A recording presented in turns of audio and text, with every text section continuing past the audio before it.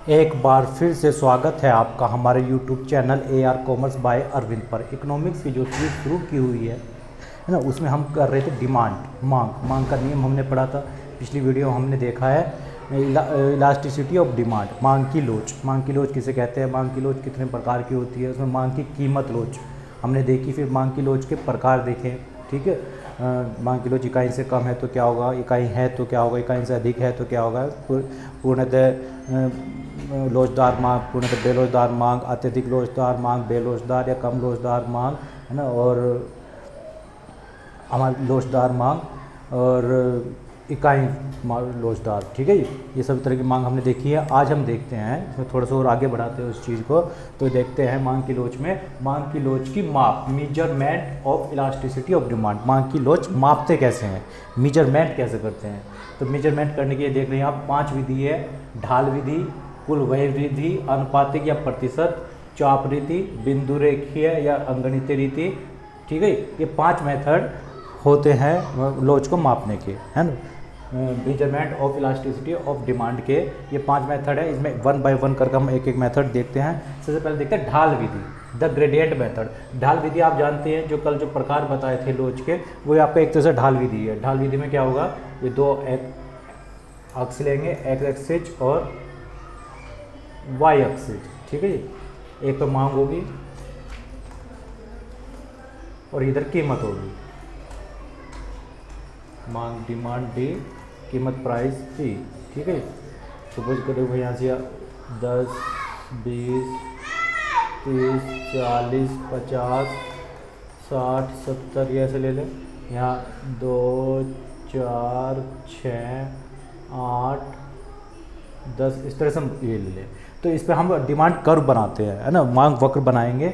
अगर वो मांग वक्र, है ना, सीधी इसके एक्स एक्स पर लंब है ना, बिल्कुल एक सीधी रेखा एक्स एक्स पर लंब है, यानी लंबवत जा रहा है, तो उसमें क्या होगा, वो पूर्णतः लोच कैसी होगी, पूर्णतः बेलोचदार, है ना, कोई फर्क नहीं पड़ता, डिमांड में कोई फर्क नहीं पड़ेगा।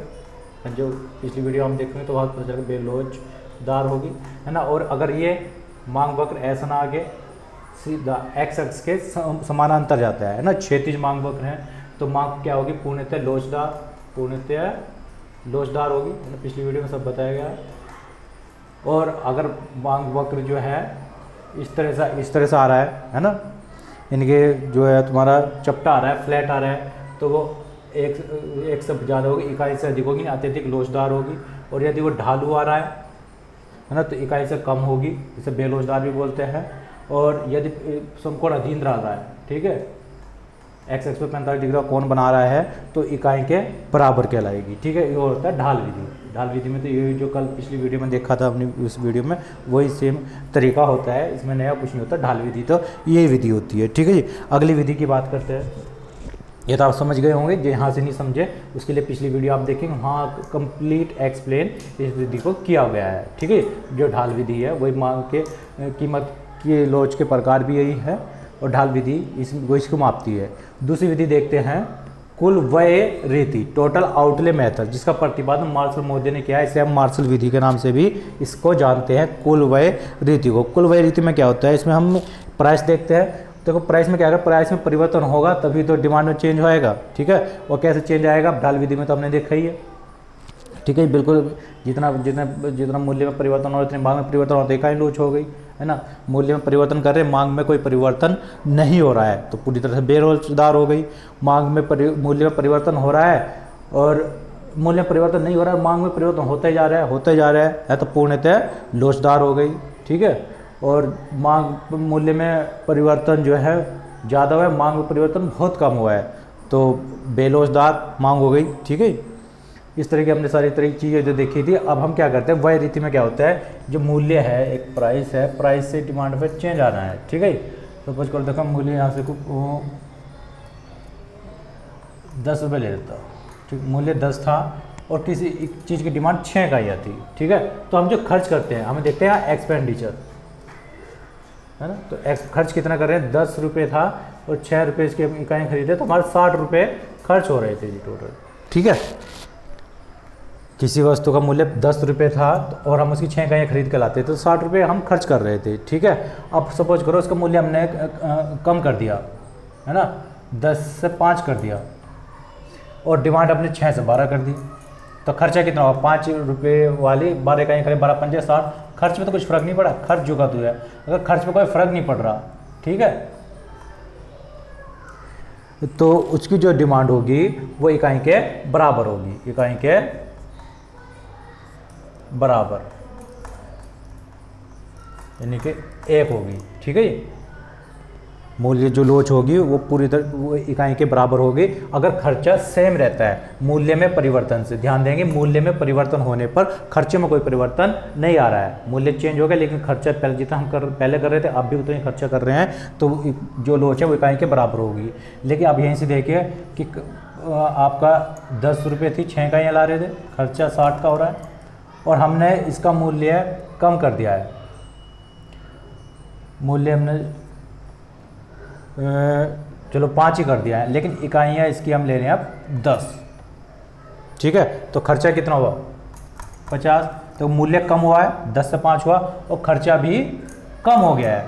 मूल्य कम हो रहा है यानी सेम दिशा में जा रहा है, मूल्य कम हुआ तो खर्चा भी कम हो गया है, ठीक है।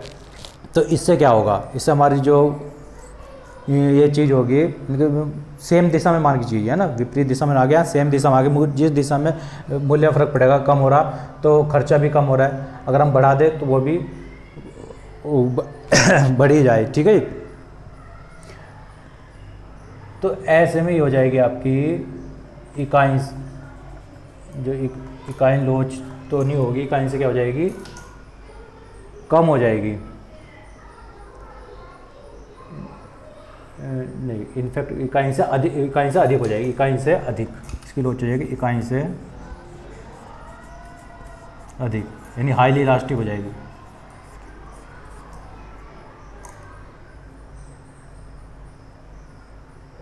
यहाँ से देखिए चीज मिला के हमने प्राइस कम कर दिया है और डिमांड, वैसे अगर प्राइस तो हमने आधा कर दिया तो डिमांड लगभग ज़्यादा हो जानी चाहिए, लेकिन ज़्यादा ना हो गया, कम हुई है तो इकाई से कम ही बैठेगी, इकाई से कम।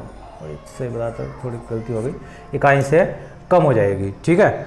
और तीसरी कंडीशन अगर लेते हैं कि वही 10 से 6 है लेकिन हमने मूल्य घटा के 5 कर दिया और इकाइयाँ मान के चलो हमारी 13 हो गई, ठीक है। मूल्य कम का डिमांड तो बढ़ेगी लेकिन ज़्यादा से ज़्यादा बढ़ गई, तो 13 पंजे 65 हो गया। पहला खर्चा 60 था, अब 65 हो गया। तो खर्चा क्या है? विपरीत यहाँ हो गया, मूल्य में जब परिवर्तन, मूल्य तो घटा है लेकिन खर्चा बढ़ गया, और यहाँ था अनुकूल, अनुकूल था तो इकाई से कम, और ये होगा तो इकाई से अधिक हो जाएगी, यहाँ जाएगी इकाई से अधिक, ठीक है। अनुकूल है तो इकाई से कम हो जाएगी, विपरीत है इकाई से अधिक हो जाएगी, और कोई चेंज नहीं आ रहा, कोई परिवर्तन नहीं है। मूल्य में कम हो रहा है, मूल्य में तो परिवर्तन होगा लेकिन खर्चे में कोई परिवर्तन नहीं है, कोई परिवर्तन नहीं आ रहा अगर, ठीक है, तो इकाई के बराबर हो जाएगी। इस तरह से भी हम निकाल सकते हैं इस कुल व्यय रीति के द्वारा, जो कि मार्शल ने प्रतिपादित किया था, इसलिए मार्शल महोदय की विधि इस चीज़ को कहा जाता है, ठीक है। अगली विधि देखते हैं, आनुपातिक या प्रतिशत विधि। आनुपातिक या प्रतिशत विधि जिसका प्रतिपादन फ्लक्स महोदय ने किया है, इसे फ्लक्स विधि भी बोलते हैं। अनुपातिक या प्रतिशत को फ्लक्स विधि भी बोलते हैं। इसमें हम क्या करते हैं, इसका जो तरीका होता है अनुपातिक का, ठीक है, इसे देखेंगे। मांग में आनुपातिक या प्रतिशत परिवर्तन,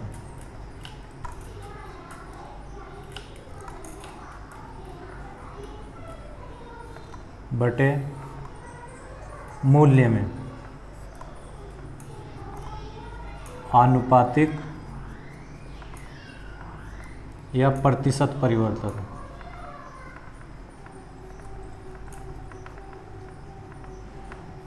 ठीक है।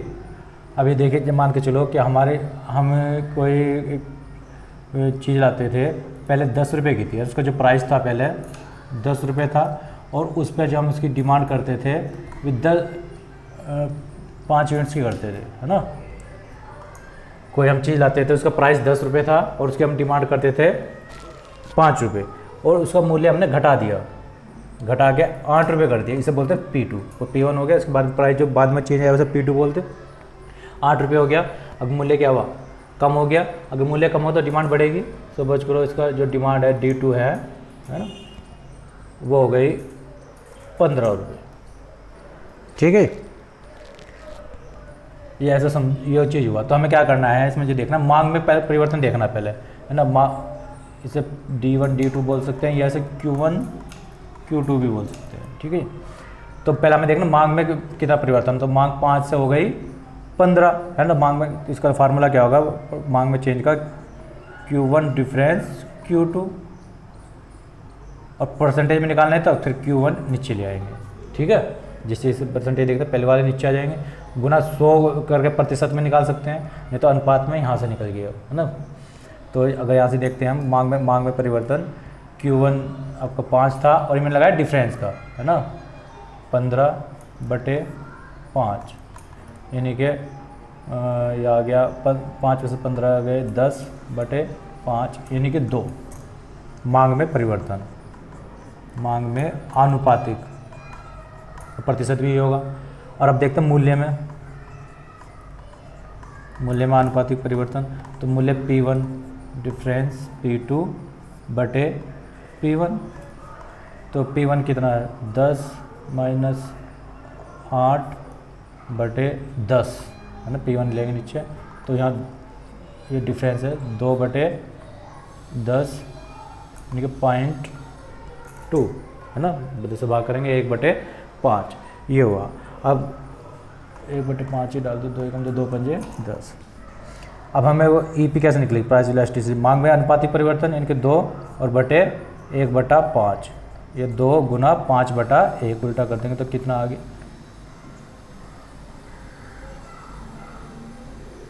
मूल्य में अनुपातिक प्रतिशत 2/10 1/5 हो गया, 2 गुना 10 आ गया जी। ठीक है, इतने की तो कहाँ से 10 है तो इकाई से ज़्यादा है 10 के 1 से ज़्यादा है, तो यहाँ हाईली कैसा होगा, हाईली इलास्टिक, अत्यधिक लोचदार मांग हो जाएगी। इकाई से अधिक हो गई हो, इकाई से अधिक की वैल्यू 10 आ गई। ठीक है, तो इकाई से अधिक हो जाएगी इसमें। और वैसे भी देखो कि प्राइस घटा था बहुत कम और डिमांड डबल हो गई। ठीक है, तो हाईली तो होना ही है। तो इस तरीके से इसे निकाल सकते हैं, है ना। मांग में अनुपातिक या प्रतिशत परिवर्तन बटे मूल्य में अनुपातिक या प्रतिशत परिवर्तन करके आप निकाल सकते हैं ना। पूरा क्वेश्चन ऐसे सोल्व किया मैंने, नहीं तो फार्मूले के रूप में आप इसे सीधा डायरेक्ट ऐसे भी रख सकते हैं, है ना। बराबर मांग में रखना आपको, तो Q1 डिफरेंस Q2/Q1 और भाग करेंगे P1 डिफरेंस P2/P1। ठीक है जी। परसेंटेज में निकालना हो तो क्या करते हैं, कहीं 100 से गुना कर दो, इसका भी 100 से गुना कर दो, 100 से 100 कट जाएगा, तो इसकी तो करने की जरूरत नहीं है, सीधा ऐसे कर देते हैं। अनुपातिक या प्रतिशत में ये चीज़ निकल के आता है। बाई एग्जाम्पल्स आप समझ चुके हैं। ठीक है, फिर कोई दिक्कत आए तो आप कमेंट करेंगे, कमेंट के माध्यम से आपको और एक्सप्लेन कर दिया जाएगा। ठीक है जी। और अभी तक अगर आपने हमारे चैनल को सब्सक्राइब नहीं किया, प्लीज़ चैनल को सब्सक्राइब कीजिए। ठीक है, देखते हैं अगला मेथड देखते हैं, ये आपको समझ में आया। अगला मेथड है चाप रीति, चाप यानी आर्क मेथड। तो चाप रीति जब यूज होती है, ये भी इसका एक एडवांस रूप है अनुपातिक विधि का ही। जब इसमें थोड़ा सा जैसे जो डिफरेंस है प्राइस क्वांटिटी में, हमने अभी तक लिया था कि क्वांटिटी 5 से 15 हो गई, है ना, और मूल्य 10 से 8 हो गया, मतलब थोड़ा बहुत इनमें अंतर होता है, तो फिर अनुपातिक मेथड या प्रतिशत मेथड लेते हैं। लेकिन जब बहुत ज़्यादा होता है ना, ये क्वांटिटी अब 1000 थी, 1000 से 2000 हो गई।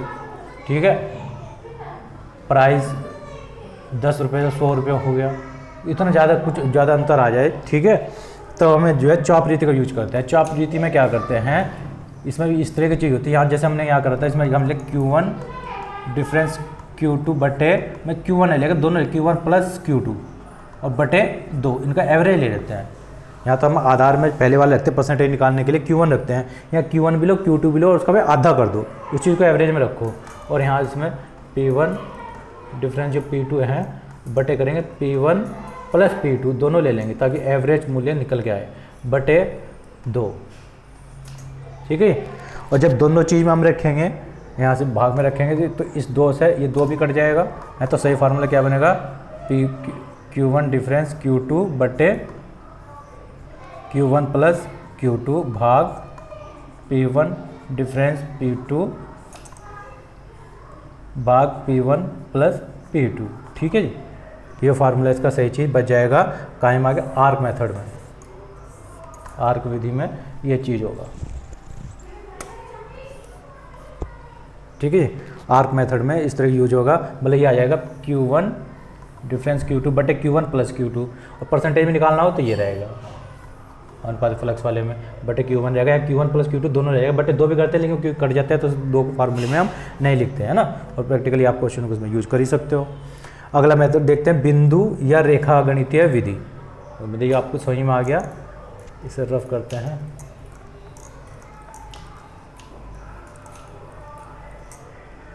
बिंदु या रेखा गणितीय विधि, पॉइंट मेथड और ज्योमेट्रिकल मेथड। ठीक है, इस पॉइंट मेथड में क्या होता है, इसके लिए आपको एक कर्व भी बनाना होता है।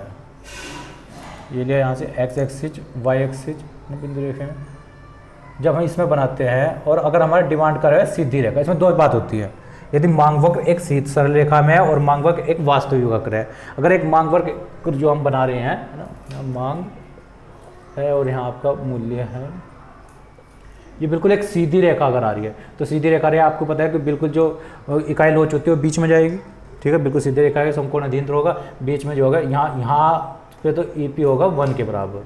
ठीक है जी, और नीचे क्या होगा, कम होगा और ऊपर ज़्यादा होगा। ठीक है, तो इसमें जो निकालने का तरीका होता है यहाँ से बिंदु रेखा में कि lower segment upon upper segment, इससे यहाँ से यहाँ तक की दूरी देखी जाएगी पहले। ठीक है, वहाँ से वहाँ तक की देखी जाएगी, लो है ना, मतलब सपोज करो ये नीचे आपकी यहाँ ये 10 है, ये 2 है तो ये 5 हो जाएगी। ठीक, 5 है तो हाईली इलास्टिक हो जाएगी, और अगर ये 2 है ये 10 है तो 1/5 हो जाएगी, 1 से कम हो जाएगी तो हाईली वो इन इलास्टिक हो जाएगी। ठीक है जी, मतलब इसमें इस तरह से निकालते हैं तो अगर सरल रेखा में है। दूसरी बात है, यदि मांग वक्र एक वास्तविक वक्र है, सरल रेखा हो गया एक वक्र है, इस तरह से एक कर्व है, अगर ऐसा कर्व है तो हम क्या करेंगे, इससे मिलाते हुए एक रेखा खींचनी पड़ेगी। फिर देख सब ऐसा है, मांग वक्र सीधी रेखा ना, एक कर्व आ रहा है तो एक कर्व आ रहा है तो इससे स्पर्श करते हुए सीधी रेखा खींच दो ऐसे, जहाँ पे सपोज करिए D बिंदु है, कहीं यहाँ इस पर स्पर्श करते हैं तो वही दोनों सेगमेंट फिर बन जाएंगे, लोअर सेगमेंट अपर सेगमेंट, फिर यही चीज़ आपकी यूज हो जाएगी, है ना। कर्व खींच कर सीधी रेखा बना लेंगे तब हो जाएगा। और अगर ये भी नहीं है, ऐसा भी नहीं है, तो इसमें एक मेथड यूज होता है, एक फार्मूला भी इसमें यूज करते हैं बिंदु रेखा रीति में। EP बराबर, बहुत इंपॉर्टेंट, याद रखेंगे एग्जाम के दृष्टिकोण से, P बराबर EP बराबर जो निकालते हैं, जो लास्ट जो निकाल लेंगे हम, इसका फार्मूला होता है P2 बटे P2 माइनस P1। ठीक है, P2 बटे P2 माइनस P1। अब इसे कैसे यूज करेंगे, अच्छा P2 क्या है, P1 क्या है। देखो जो P1 है ना, वो तो जो रोलिंग प्राइस है वो है ही है, जिस पर निकालना जो करंट में मूल्य चल रहा है, रोलिंग प्राइस। और जो P2 होता है वो P2 वो मूल्य होता है जहाँ पर डिमांड 0 होगी। डिमांड 0 होने पर डिमांड फंक्शन अगर दिया है, डिमांड अगर सब छोड़ कर कोई डिमांड कुछ नहीं है तो मूल्य क्या होगा, उस चीज़ को हम P2 बोलते हैं। ठीक है, इस चीज़ को हम एक थोड़े से डिमांड फंक्शंस के द्वारा समझ सकते हैं। सपोज करो हमारे पास जो डिमांड फंक्शन है D बराबर 120 माइनस 5P है, एक डिमांड फंक्शन दिया हुआ है ना, हाँ ये यूज कर सकते हैं। और इतना है, और इसने कहता है कि हमारा जो करंट प्राइस है, फिलहाल जो करंट प्राइस चल रहा है वो सपोज करो 20 है। ठीक है, करंट प्राइस 20 है तो हम एक करंट प्राइस जो 20 है, इस करंट प्राइस है, इस चीज़ को हम बोलते हैं P1 तो हमारा ये आ गया। अब P2 हम इस डिमांड फंक्शन से निकाल सकते हैं। कैसे निकालेंगे इस डिमांड फंक्शन से P2 कि D बराबर 0 रख दो, 120 माइनस 5P, अब 5P को दे लिया, 5P बराबर 120 और P बराबर 120 बटे 5, 5 दूनी 10, बच गए 2, 5 चौक 20, है ना। तो P कितना हो गया 24, इस P को बोलते हैं P2। ये आगे तो इस फार्मूला डालो, P2 कितना आ गया 24 और बटे P2 यानी 24 और माइनस P1 यानी 20, यानी कि 24 बटे 4 यानी कि 6 आ गया, इकाई से अधिक आ गया। ठीक है, जब इकाई से अधिक आ गया तो फिर हमें हाईली इलास्टिक हो जाएगा, है ना, अत्यधिक लोचदार हो जाएगा। तो ये 5 मेथड हैं जिनसे हम मांग की लोच ज्ञात कर सकते हैं। ठीक है जी।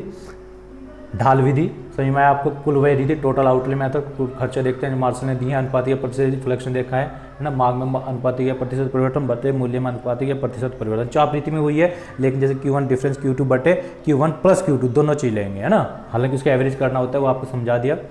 बिंदु रेखा की रीति में आपको बता दिया, यदि मांग वक्र एक सरल रेखा है तो कैसे होगा, मांग वक्र एक वास्तविक वक्र है तो क्या होगा, और यदि डिमांड, वो भी इसका ही होता है बिंदु रेखा रीति में, यदि डिमांड फंक्शन दिया हुआ है तो कैसे होगा। ठीक है, तो P2 बटे P1 ऐसे करके आप निकाल सकते हैं। ठीक है, तो मांग की लोच का मेजरमेंट हुआ। उसके बाद यहाँ पर भी हम कर रहे थे कि मांग की कीमत लोच। ठीक है, क्योंकि जनरली जो डिफरेंस आता है मांग में वो उसकी कीमत की वजह से ही आता है। ठीक है, अब हम देखते हैं मांग की आय लोच। मांग की आय लोच,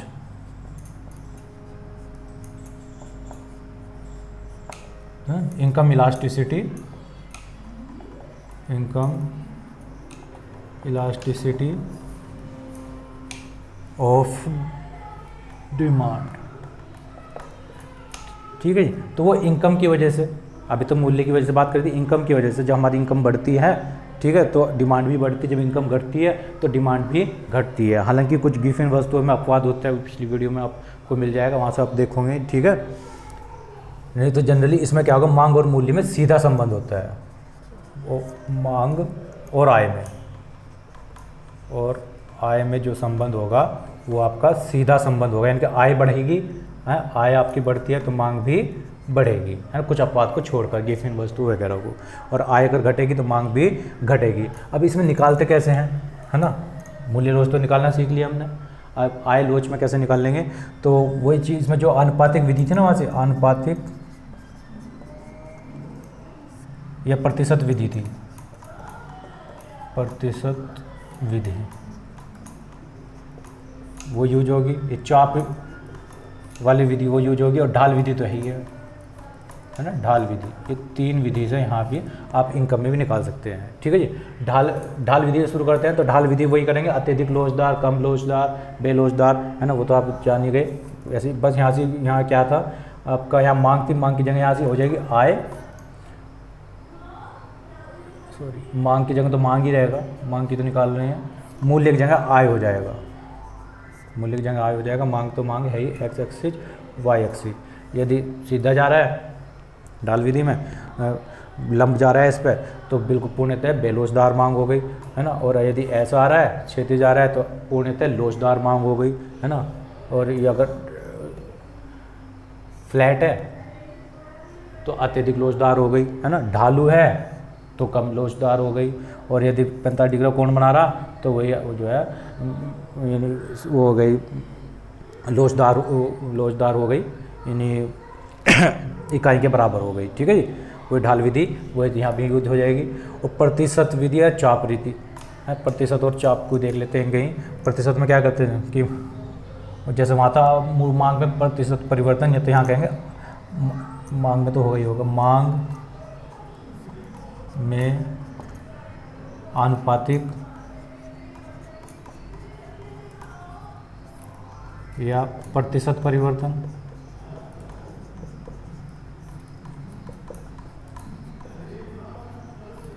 बटे मूल्य की जगह आप आ जाएगी आय, वहाँ मूल्य था यहाँ आय, आय में आनुपातिक या प्रतिशत परिवर्तन।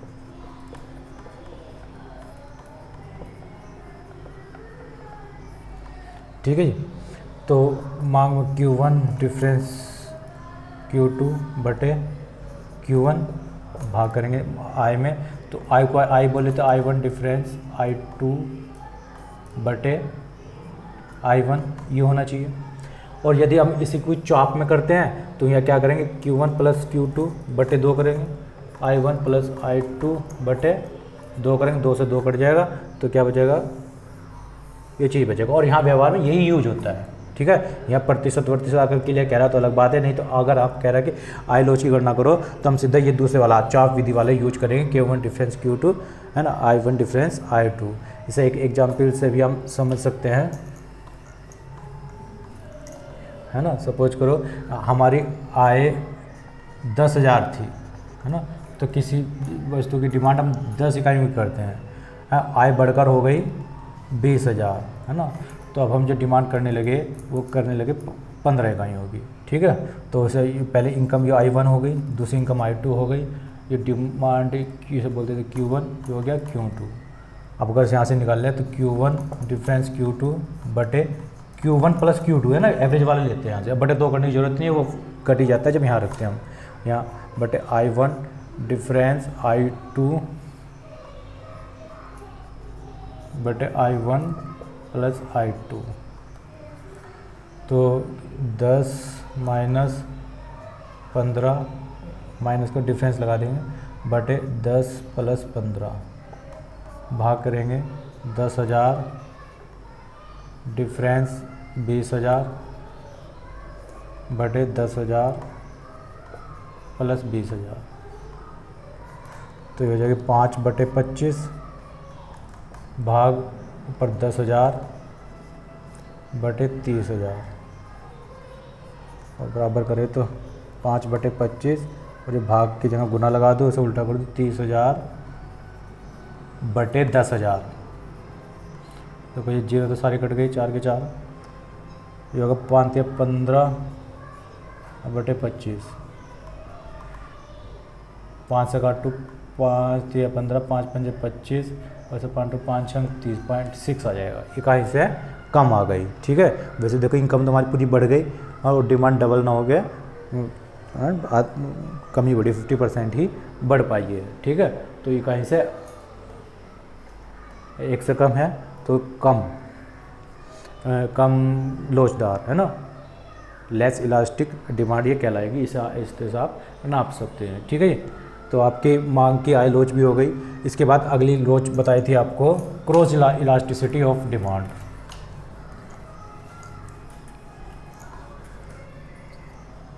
मांग की आड़ी लोच, मांग की